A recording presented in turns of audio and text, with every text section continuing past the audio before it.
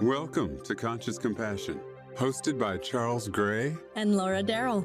This podcast will share stories of the different ways that people deal with low moments in their lives. How they manifest the drive to overcome obstacles and keep pushing forward. A fluid space with media, poetry, music, literary readings, or just plain storytelling. Coupled with in-depth interviews of the storytellers so that listeners can learn, relate, and be inspired. Spend a moment with us as we explore creative coping strategies for these chaotic times. Conscious Compassion, where we share because we care. Hello, and welcome to Conscious Compassion. I'm Charles Gray. And I'm Laura Darrell. And today we have the pleasure of speaking to Jenny Mollet. Hi. Hey, Jenny. Welcome. This is really, really fun for me. Thank you. No, thanks for having me. I'm super excited and super happy, to be a part of this with you all. Yay. So Jenny and I met because she was young Celie in the original company of Color Purple on Broadway. Amazing. How old were you then, my dear? I started off when I was 9. So I did it for a full year. I was part of the closing cast with you. So yeah, 9 to 10. Jeez. Yeah. And now she's a woman. Yeah, you can say so. I love it. She's a full-grown woman. I met her as a true child. Just brilliant. Very, very cool. We brought you on today so you can tell us some stories and the evolution of a young woman in New York. Exactly. Which is kind of cool, and I'm just anxious to hear what you've got to say. If you can maybe just lay it out in terms of what came slightly before, just so we can see like what your life was like, and then slide us into the moment, and then we'll follow up and see how it goes from there. Yeah. So I am now 23, going on 24. Actually, Mother's Day is my birthday. So yay. Yay. How nice. Happy birthday. Thank you. But yeah, previously, I grew up performing. I still am performing, or, a little less with the pandemic and everything. Right. And I just grew up doing it, dance, singing, acting, choreographing, producing, directing. And then I went off to college. I went to the University of Cincinnati, College Conservatory of Music. I studied musical theater there with a minor in psychology as well. And yeah, that was definitely, a growing up period as well, especially being away from home, change of scenery, being not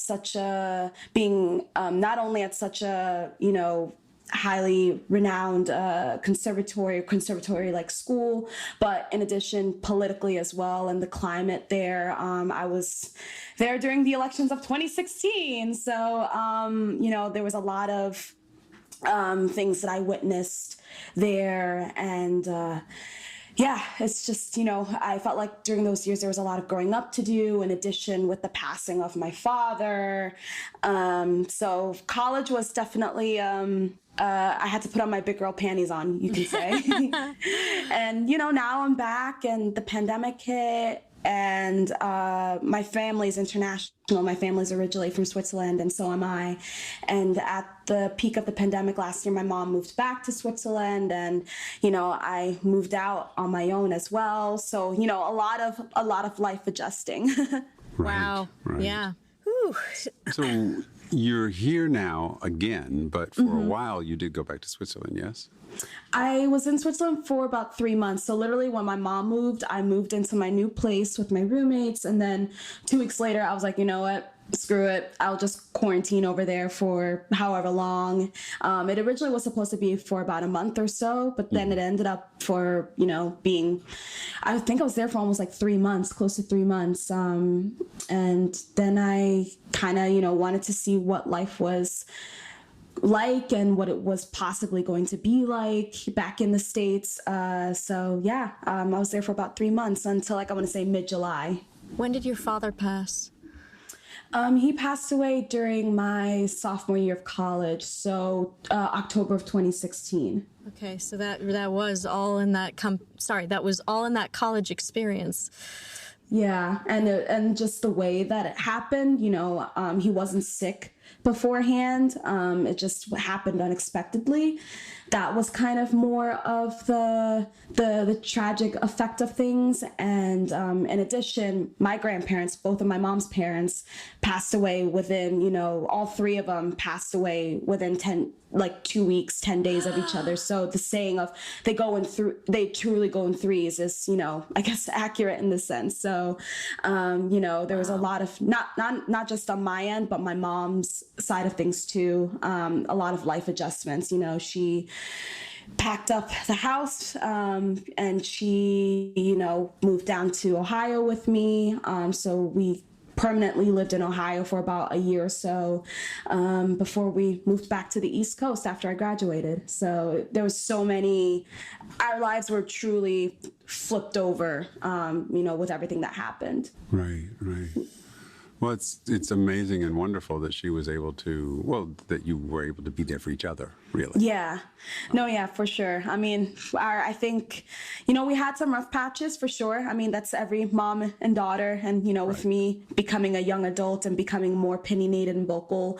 But our relationship has definitely became stronger through that, because we were the only things holding on to. I mean, I also have an older brother, but my entire family, like I mentioned before, is overseas. So we were truly the only things kind of holding on to each other at that tough period. Your brother was in Switzerland?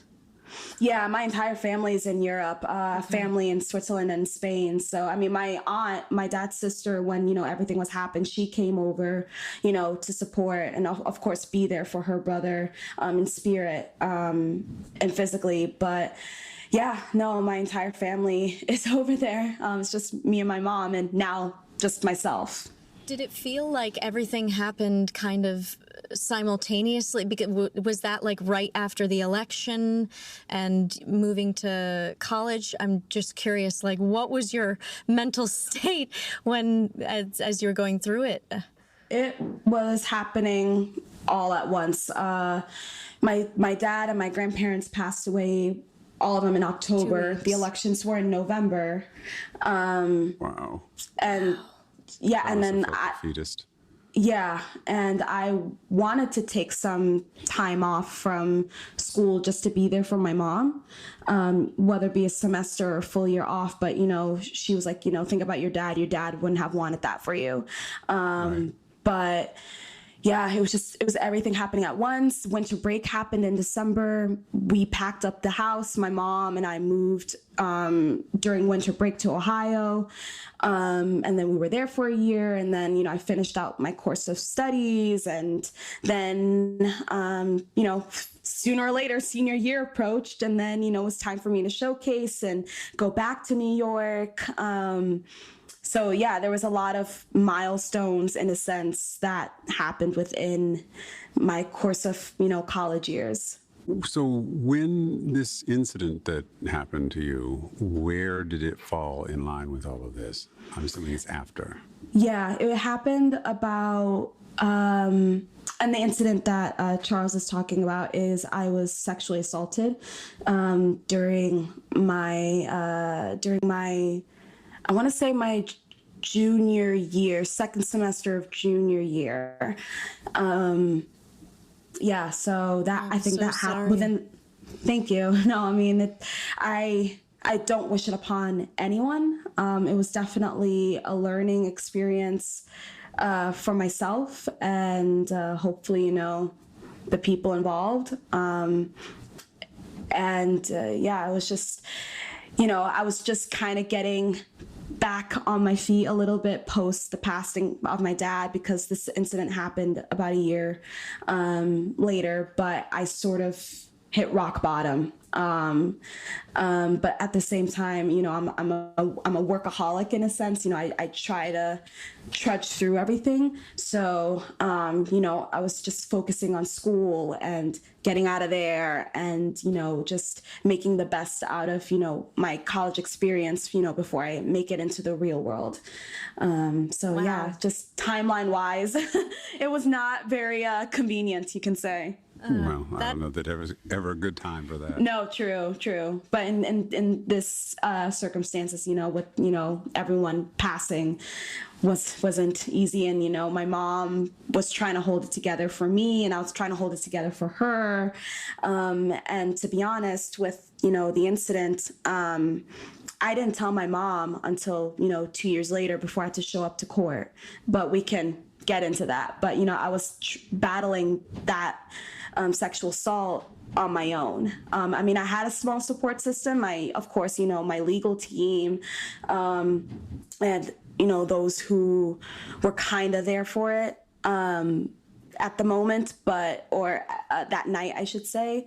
But other than that, I was truly just battling it on my own and, you know, trying to make sure this was all set in stone before I graduated. But unfortunately, that didn't happen. And that's where I had to tell my mom that we had to go back to Cincinnati to go to court.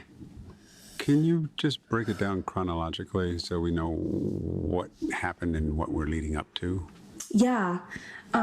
So chronologically, in the sense of the events Yes. of that night, yeah. So I want to say I was talking to someone. I was on, you know, I'm on the dating apps. Dating for me is kind of hard. You know, being in the arts and I also, feel you, sister. exactly. You know, being in the arts and, you know, just always so busy. So, you know, I resort to the apps in a sense. And so I was speaking to someone for, I want to say about a month, and we always try to meet up, but it just never worked out. But there was one night that he was visiting his best friend, and his best friend was actually not too far from college campus. And he apparently also went to the same school that I went to, but just obviously different departments and not affiliated with music. So I was like, you know what, let me see. I don't know. This is sort of last minute. Plus, I don't want to come by myself. And he was like, oh, yeah, you're more than welcome to bring a friend. You know, that sort of situation. So I was like, okay, we'll see what I can do. I messaged one of my friends and she was like, you know, like, let's go. Let's check it out. Of course, I'll be there with you. And so we decided to go. And my date and his best friend were there. And It was a bar or a club or? No, it was at his best friend's place. Okay. And so we kind of mingle, you know, kind of get to know one another, and it was all good vibes. And usually I have like I'm very aware of my surroundings, you know, especially with someone that I've never met before. I'm very just hyper aware. And You grew up in New York, right? Or Yes. primarily. That's what I was about to say. She's a New Yorker. Yeah. exactly. I just don't let things fly. There you go. But yeah, I was like, you know, of course I try to keep my cool and get to know and like have a good time, but you know, I was still very, you know, aware of my surroundings, and I just, you know, I wasn't drinking necessarily, but then I thought I got a good read on the both of them.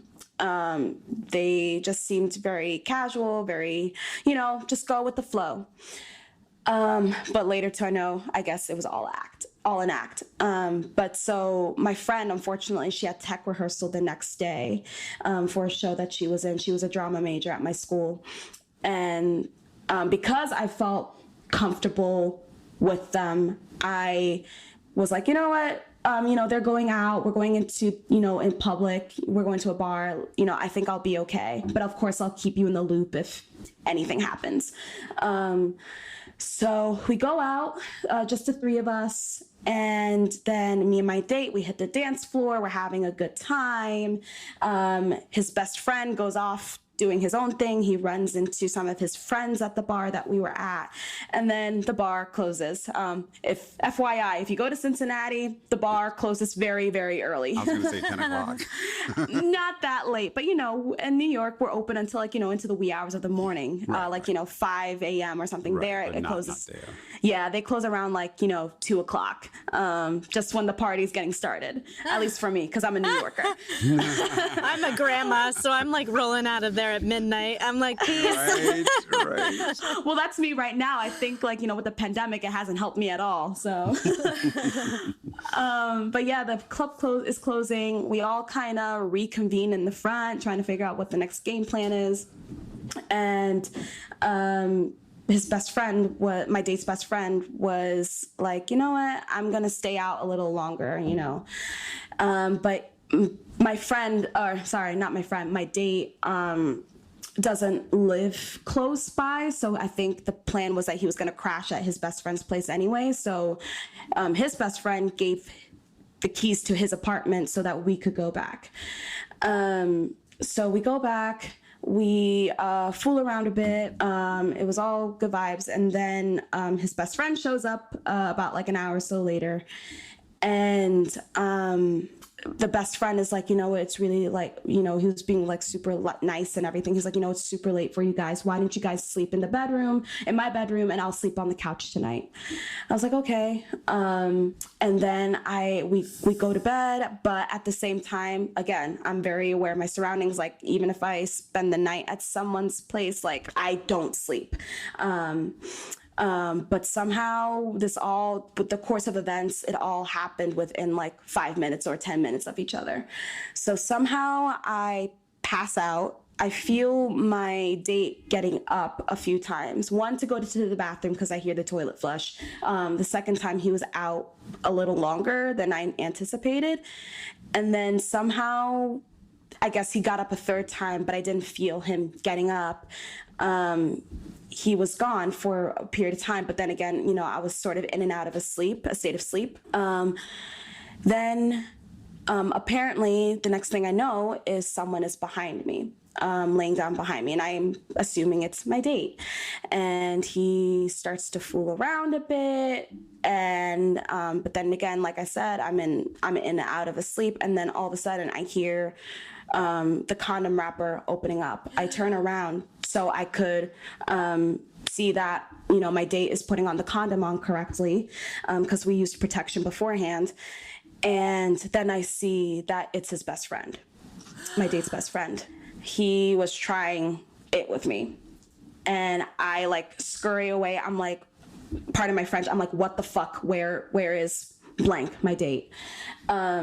And he's like, oh, I don't know. I think he went to get food or something. And I just was shocked. So I scurry out, grab my clothes, run out the door, call an Uber, head to my apartment, shower. And then all of a sudden, as soon as I get out the shower, I see a bunch of missed calls and messages from my date. He's like, where are you? What happened? Are you okay? Blah, blah, blah. Kingston just told me that, you just ran out the door. And I was like, don't ever talk to me again. You set me up. Just forget it. We're never coming in contact again. He was like, no, I want to know what happened. He was trying to resolve the situation. And then this is where the red flag came up, though. He said, did Kingston do anything that offended you? And I was like, okay, so you knew he said you knew you were in on it. So I was like, fuck you, goodbye. And yeah, that's pretty much the end of it. The next day, luckily it was a weekend, so I had the weekend to myself in a sense. I tried to figure out what my game plan was. I didn't know necessarily what to do. And that's when I was seeing at first a grief counselor, but then he ended up being my therapist. He was originally my mom's therapist after the passing of my dad, but then we kind of bonded and latched onto one another. And I ended up seeing him, and I after the incident I scheduled an emergency appointment with my therapist. And from then on, my therapist walked me through the steps of, reporting the incident, calling the cops. And it was a long process. Like I said earlier, it took about 2 years to get a court date. Good Lord. I think it was because the judge that I had was in and out, I think due to medical problems and stuff like that. So, and I was really hoping to get, and I think at first, if I'm remembering everything correctly, I want to go to trial, but that's a longer process, of course. So in the end, I ended up doing a plea bargain, which is a quicker route. So I should have done that probably from the beginning, but I think just the anger in me was like, no, I want to go to court. I want to have a jury. I want to have this and that. But in the end, in the long run of things, the plea bargain did end up working in my favor as well, and I got everything that I asked for, which was, what I was really happy for. So, yeah, that's kind of the timeline of that night and the whole incident. Wow. So therapy was very helpful. What else? I mean, after experiencing all that, what kind of helped keep your heart beating in a normal rhythm and not giving up or losing hope or feeling just demolished by anger? For sure therapy. My therapist, rest in peace. He unfortunately passed away in May. I just found that out recently. He was incredible. I mean, like I said, he was the one that helped me walk through step by step everything. And, he would have, if I would have gone to trial, he would have, testified for me and everything. But also I did have a small circle that I did share to. My trusted friends and a person that unfortunately their daughters went through far worse than I did, but who knows what it's like and has been through the whole thing. And I of course I wanted to tell my mother, but it was just more of I wanted to protect her because I didn't want this to be the cherry on top with everything that, she was healing and going through. So I just, I kind of tucked that away from her until it was, appropriate for me to do so. But yeah, my therapist, my small circle of people that I shared this to, and honestly, my legal team. I had an incredible detective and an incredible prosecutor who, were just with me with every step of the way. So, those were my tight-knit circles. And then, of course, I was in school, so that kind of helped distract things from me and just kind of focus on my goals and, what I want to do in life and all that stuff. Yeah. You said it's encouraging. Sorry, go ahead. Oh, no, Charles, you go. I was just going to say it's encouraging to hear a story where the legal system worked. That's all I was going to say. Yeah, I know, and especially during these times. But yes, I mean, I was upset and pissed that it took 2 years to get to the finished result. But I feel like I've never heard of a court case or like legal proceedings working in a very timely fashion. I remember a friend went through a 10-year divorce. It took 10 years because, well, her husband was a lawyer and knew how to kind of game the system. But I feel like I always hear about these things. Whether it's like backlog in the court system, or like you said, a judge, like maybe there aren't as many judges or as there needs to be, or what's going on with the judicial branch. But it seems like nothing ever happens as speedy as people want it to, which is interesting. There was a lot of flip-flopping. I think I also forgot that I think at some point I had to switch prosecutors as well for some weird reason. So I don't know why, but started from scratch. Right. but the prosecutor that I ended up having was just fabulous. So, you know, even when I moved back to New York after graduation, like he still kept me in the loop of everything on what's going on and like what steps I should probably take or, you know, I should take and, you know, all that stuff. So, you know, everyone on my team was incredible. What about art and, you know, what you do? How has that affected your ability to process everything, and how has what's happened to you affected your art? Oh, that's a good question. I think initially I just threw myself into art, whether it be about, you know, sexual assault or rape or anything of that sort. I think at first I just wanted to kind of coast by in life, you know, because like I said, I was still going through, you know, the traumatic events of my dad and now this. I think I just kind of threw myself head on first with like work. But then now I think I don't want to say that I like wear this as a badge of honor. That is so weird to say, but just I wanted to use this time or that time to, you know, make something into light. So recently, you kind of like as a coming out story in a sense, I did a photo shoot with a good friend of mine who's a fabulous photographer, and I approached him and I was like, you know, hey, I've been debating about doing this shoot for a while now, but I also feel the need to start a conversation about this because I think not many people want to discuss this or such a deep topic.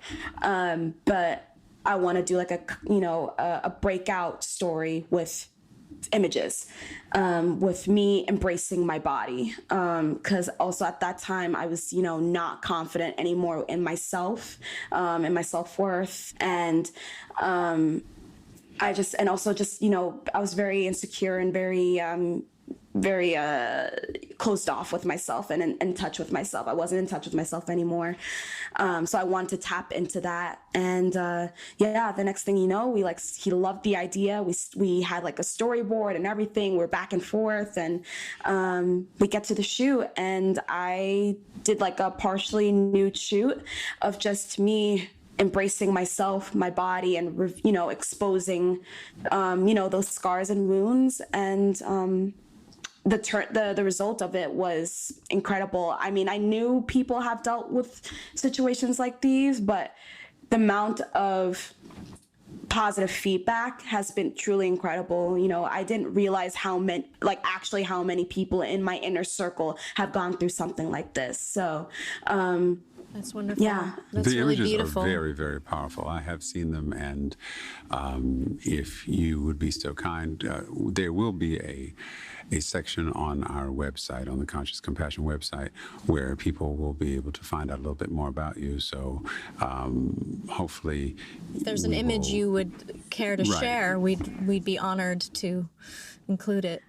Oh yeah, absolutely. I mean, I did kind of like a yin and yang concept. So like the first part is of me, you know, kind of in this somber, you know, you kind of get to see my thought processes of what I was going through at that time mentally, like, you know, kind of hitting that rock bottom depression state. So you can really see that. And then it's all in black and white photos. Right. And then the second half is, you know, it's very me embracing my body. I have like a shawl and I'm waving that around and just, you know, kind of releasing, and it's in color. So yeah, it's I can definitely share that with you all. You definitely have permission. Wonderful. Yeah, I think it's going to be very powerful for people because it is. I found the pictures very, very moving. I didn't know any backstory or anything that was happening. I just happened to flick by on Facebook and saw them and went, what the heck is going on? It's amazing how photography can be so evocative, and you know, you see an image, a still image that says so much, almost more than a moving image, in some way, because its staticness almost lends itself to like well, what was, you wonder what was that moment before, or what is in that kind of, that mysterious raising of her eyebrow, you know, what am I seeing there that invites the viewer in? Mm-hmm. And what kind of pain motivated that type of image? You know, even if you haven't met it personally, you recognize it. So You know, you would say that, like, for a while, the performing arts work was kind of an escape route, and then you found a way through this photography shoot to bring to light and tackle it head on, as opposed to escaping into another story. You made it the story. Is that fair to say? Yeah, pretty much. And I think also at some point throughout the course of my healing process, before I went to court, I was just like, you know, whatever it will be. Like, I kind of just came to terms with what happened. And I think that just kind of helped me relieve some of that, you know, weight on my shoulders. But yeah, you can definitely say my school and doing, you know, something active all the time was kind of distracting me for a little bit. And I think, in a sense, I mean, looking back now, I think I definitely pushed it under the rug, but at the time I didn't think I was doing that.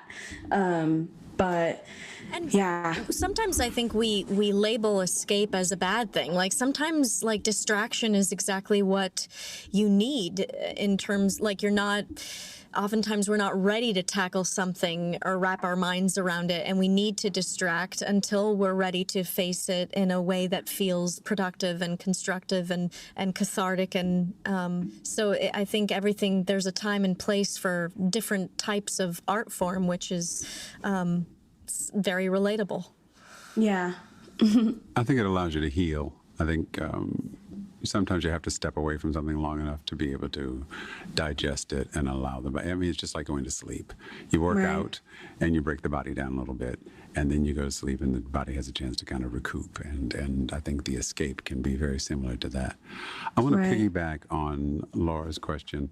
And how has this affected two things? How has it affected your work and how you approach things? Because I mean, there's a level of maturity that you have achieved as a result of this experience. There we go. Mm-hmm. Finally speaking English. It's so hard. I feel like I'm a good conversationalist, and then we got this idea to do a podcast, and suddenly I was like, I don't know how to speak. I really hope our guests know how to speak, but the words won't come. Also, like, English itself is a hard language. Like, you know, I speak another language, but also speaking to my friends who, you know, speak other languages, they're like, dang, English is hard. So that sort of makes me feel better, although it's my only language, really. Although I do know some Spanish. So, but I mean, still, I'm like, I have no excuse. I should be good at this. But yeah, has it affected the kinds of stories you want to tell, or the way you approach art now? Yeah, definitely. You know, a lot of it, like, for instance, like going back to school, I always go back to it just because, you know, this happened during my the incident happened during the course of my studies. But a lot of the work that I had to do was fairly dark, in a sense. You can speak, like, a lot of, you know, dramatic work. Mm-hmm. And also that year we were actually able to write, one of the classes, we were actually able to write a lot of our own works. So that was also freeing, in a sense, that I was able to tap into that, you know, that night, or, you know, or whatever other dramatic scene or story that I was sharing at that time. I was able to use that moment and, you know, catapult me or launch me into that scene work, or, you know, whatever I was doing. So it was also kind of a therapeutic, freeing experience. But, you know, unfortunately, I had to bring myself back into that moment. But hey, you know, that's what performing artists do. We have to tap into those, you know, things that we don't necessarily want to, you know, relive or re-experience again. But using it can be very, very powerful. Very, Oh, very yeah. powerful. I did a show in Connecticut right after my mother passed, and I had to play like 8 different characters. But one of them was like a civil rights preacher, and had a very powerful song that went along with it, and it was very much about the storm and drang, and the effect of just being militant and all the things that you're fighting against. I can comfortably say that it was the thing that people walked away talking about, and it was for me this cathartic moment every night, because every single time I sang that song, I ended up in a puddle of tears and mess, and it was just, but I was processing Yeah. loss. I didn't have to fake the words I was saying. I was living them. So people got to watch that, and it was there. Yeah. No, So yeah. sometimes you just have to let that be it. And I needed that show as much as I think it needed me in that part. So Yeah, I for get sure. it. I think every show, I mean, I always say like every show that I do or every production, there's always a lesson to be learned from it. And a lot of the work that I did at that time, I learned a lot about myself, and also just, about the experience and, moving forward from it. Do you think there are shows that you've done in your past that now with these experiences, these hard times that you've gone through, you think back and revisit in a different way, like a story that now takes on new resonance for you? Yeah, for sure. Actually, funny enough, I did senior year, my last show, I did Hunchback of Notre Dame, and I was Esmeralda.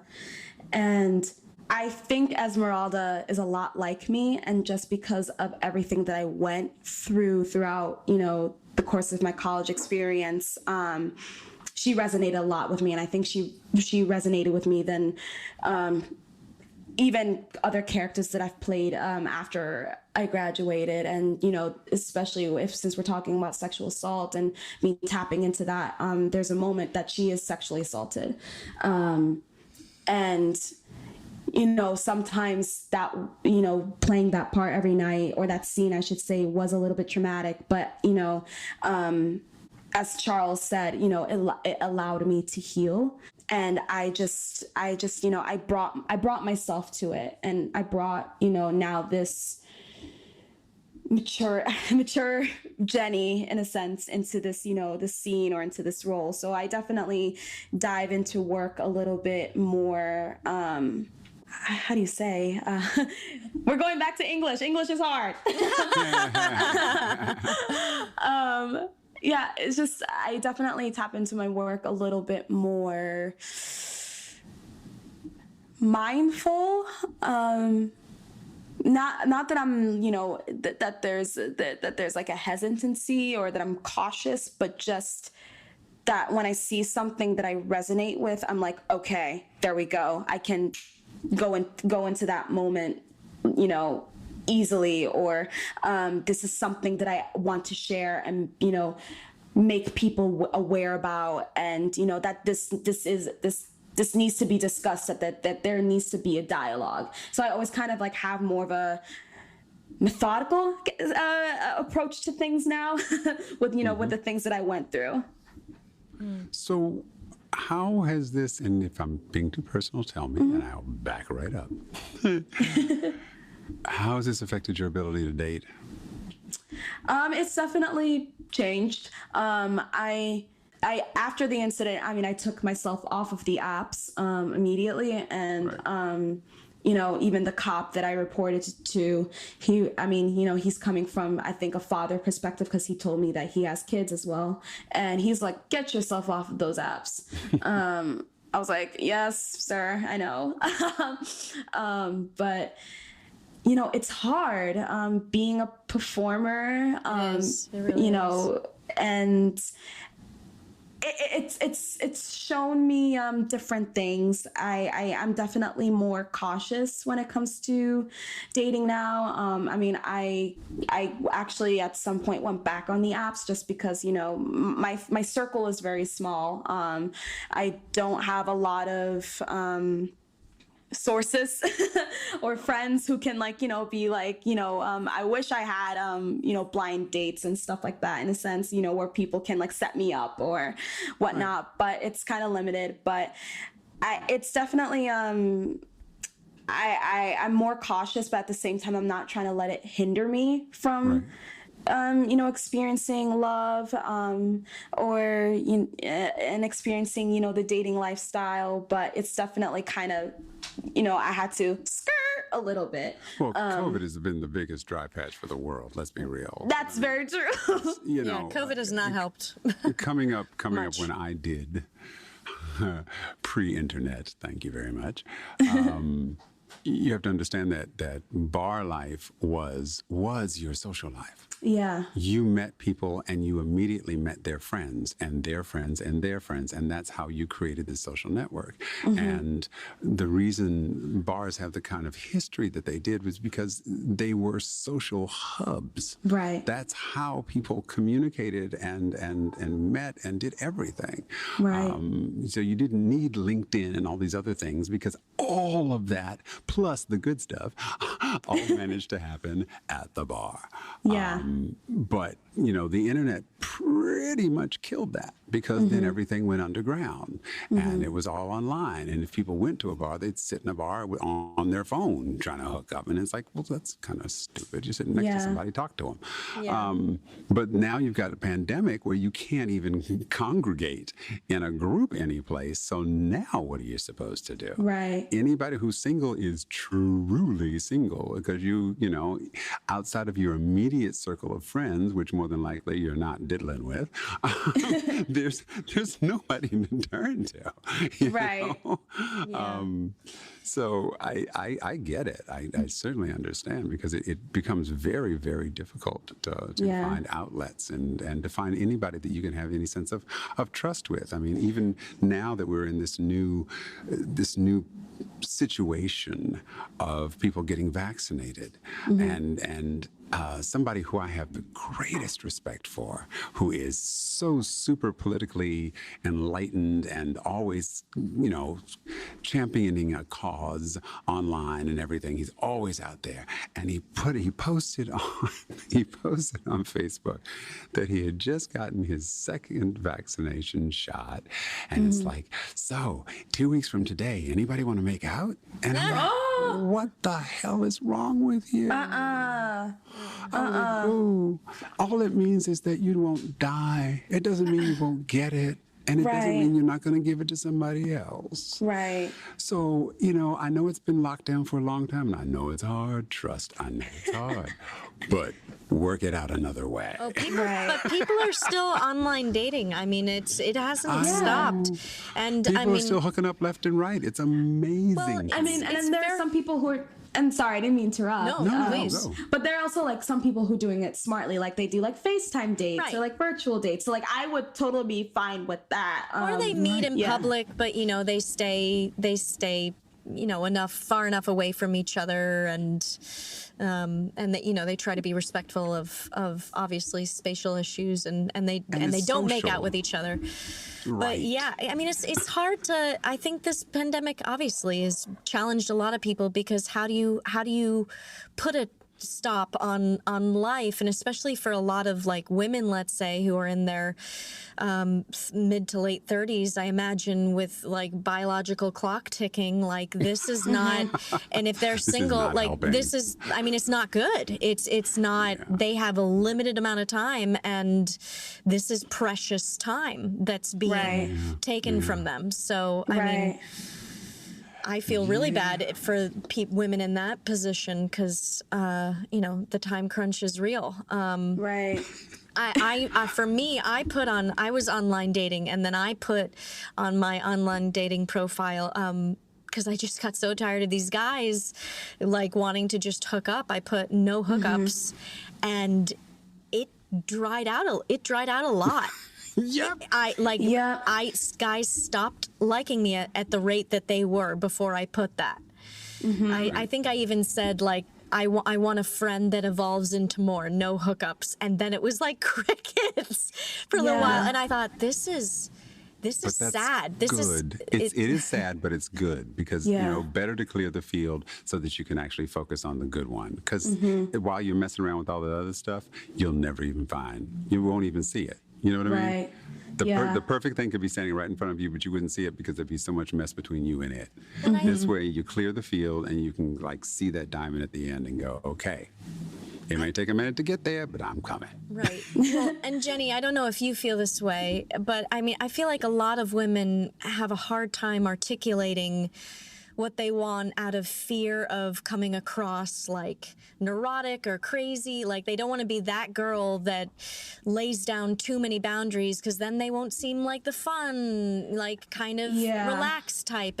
But then they open themselves up to like, I don't know, I guess the point being like putting down our boundaries actually saves us time rather than hurts our time. I'm not articulating that well.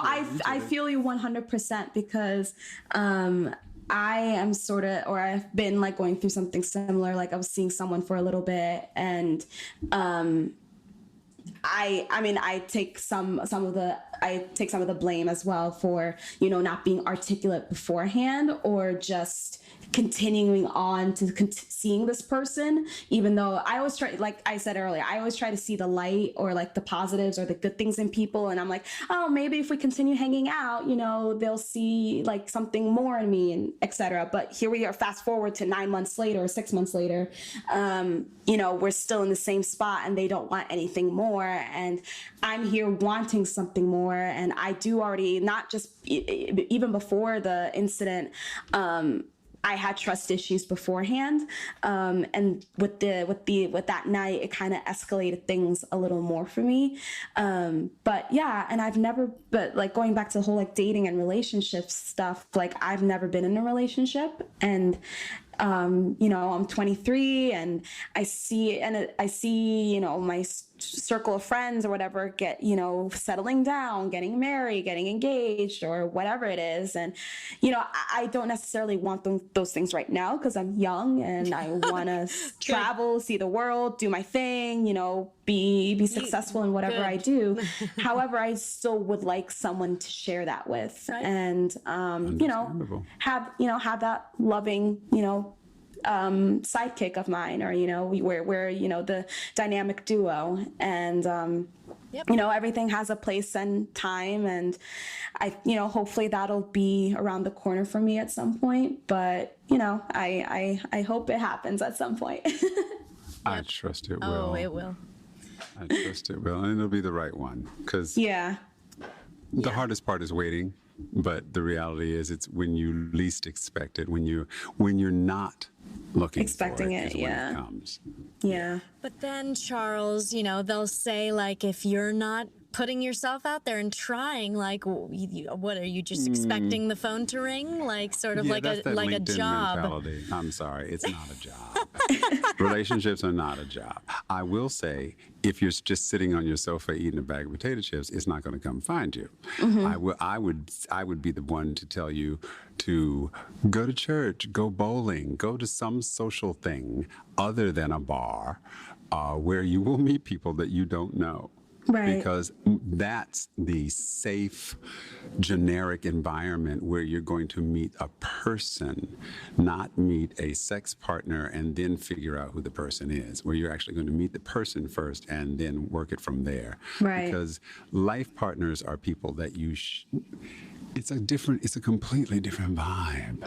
And I know I sound like, Methuselah over here, but I'm almost 30 years in, so I think I've got a little bit of cred when it comes to this.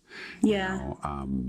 All the things that attract you to someone initially become really irrelevant after about year 10 or 12. Right. It's just, that's not it. What keeps you with them is the other stuff. And if you can generate and focus on those things, those qualities first, Right. you are far more likely to go the distance. Well, you're looking Yeah. for a friend, you know, like Correct. they have to be a friend. If they're not a friend First. Friend first, yes. then good luck navigating through the trials and tribulations of life, because the sad thing is that everything we've experienced thus far, life isn't just gonna like be like, oh, you were a little top heavy, so I'm just gonna be easy from now on in terms of like the trauma and the hard time. Like hard times are kind of a part of life, and so learning. I think that's why we started this podcast, is what gets us through those hard times, because you can have the best mentality and the best attitude. That doesn't mean you're going to be spared a health issue or losing a friend or something like that. And so what gets you through? Yeah. And it sounds like for you, therapy, friends, and art are the heavy hitters. Is that fair to say? Yeah, you can pretty much say that. Those have been like my useful tools. But like, you know, with current dating situations, obviously, you know, COVID and everything.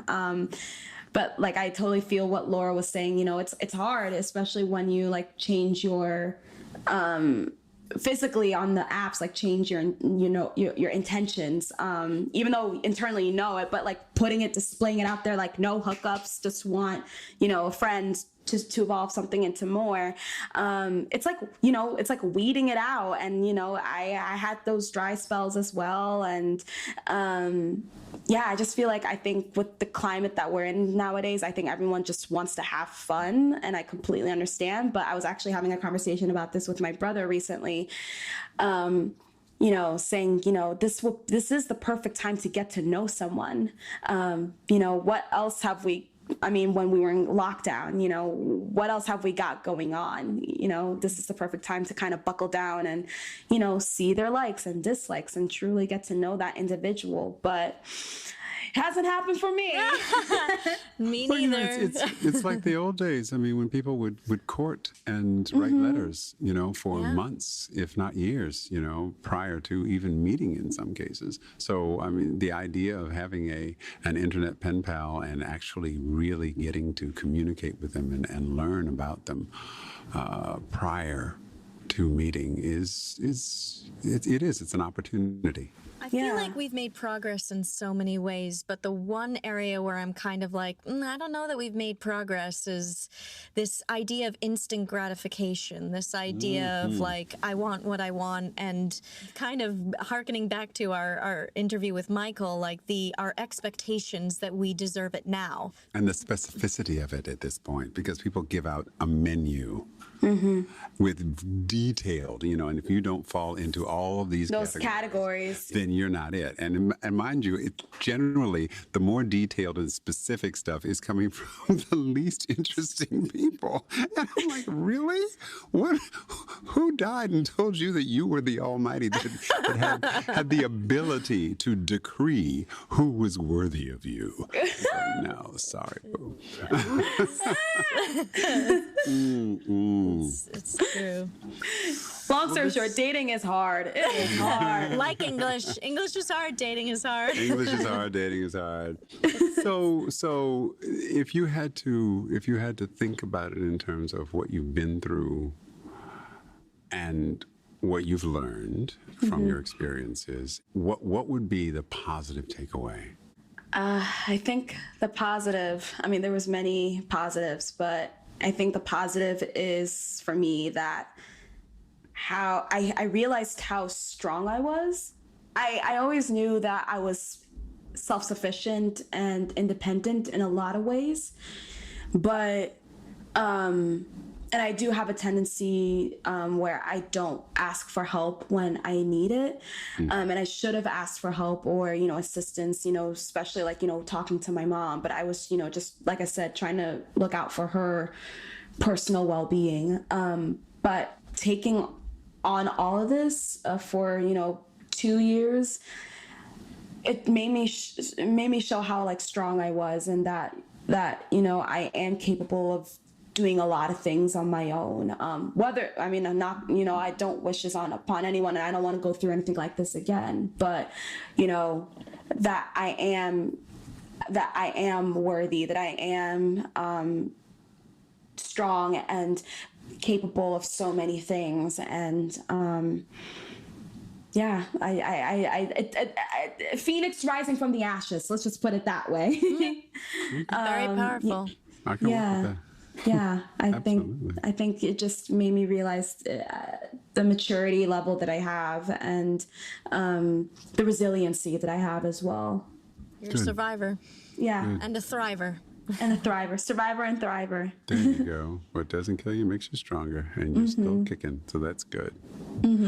I can't thank you enough, sweetheart. Yeah, thank you so much for sharing your story with us, especially, very personal stories. It's not easy, and we really appreciate it. Thank you. No, thank you for letting me share this with you all. And I hope, it resonates with someone out there. I'm sure it will. And, whether it be sexual assault or, I spoke a lot about the passing of my dad and stuff, I just hope, knowing that you're not alone out there, that that you always have a support system to fall back on. And yeah, so just thank you for letting me share this with you all, and you all listening to what I had to say. God bless. God bless. All right. Thank you. Same to you all. Take care, sweetheart. Thanks for joining us for this episode of Conscious Compassion. We'd love to hear your input and to hear what you do to make it through. You can reach us on our website at consciouscompassion.net. We've got some amazing interviews coming up that we can't wait for you to hear. Until then, catch you next time. I'm Charles Gray. And I'm Laura Darrell. Conscious Compassion, where Sharing is caring.